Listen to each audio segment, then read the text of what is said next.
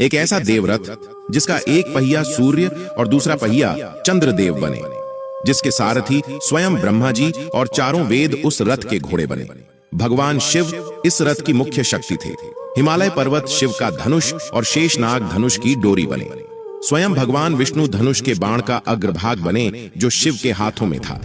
ऐसा क्या हुआ कि ब्रह्मांड की सारी शक्ति और तीनों देव ब्रह्मा, विष्णु और महेश को एक साथ युद्ध के मैदान में उतरना पड़ा। आइए जानते हैं किरण कथा के साथ। तारकासुर के तीनों पुत्रों तारकाक्ष, कमलाक्ष और विदुनमाली ने ब्रह्मा जी को प्रसन्न करने के लिए घोर तपस्या की। जब ब्रह्मा जी उनकी तपस्या से प्रसन्न होकर प्रकट हुए तो तीनों ने अमृता का वरदान मांगा, लेकिन जब ब्रह्मा जी ने मना किया तो उन्होंने ब्रह्मा जी से 3 उड़ने वाले नगर बनवाए और शर्त यह रखी कि ये तीनों नगर सोने, चांदी और लोहे के हों जो अलग अलग दिशाओं में उड़ते रहे।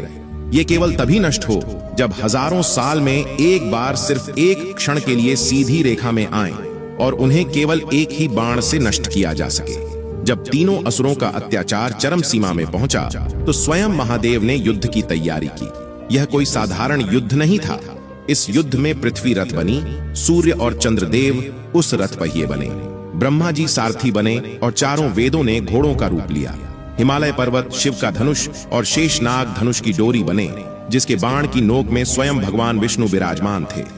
जैसे ही वे तीनों त्रिपुर एक रेखा में आए, महादेव ने अपना धनुष खींचा और एक दिव्य बाण छोड़ा। इस बाण ने क्षण भर में तीनों नगरों को नष्ट कर दिया और तीनों भाइयों का एक साथ अंत हो गया। तभी से महादेव को त्रिपुरांतक नाम से भी जाना जाने लगा। जय शिव शंकर।